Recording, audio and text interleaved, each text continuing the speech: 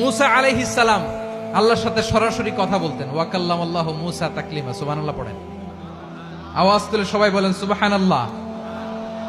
এখন বনি ইসরাইল হচ্ছে পৃথিবীর সবচেয়ে গোয়ার জাতি। তারা বলে, মুসা তুমি যে আল্লাহর সাথে কথা বলো আমরা তো দেখি না, তুমি যে কথা বলো আমরা তো শুনি না, তো কি করতে হবে? বনি ইসরাইল বলে, আমাদের মধ্য থেকে 70 জন নিয়ে যাইতে হবে তোর পাহাড়ে।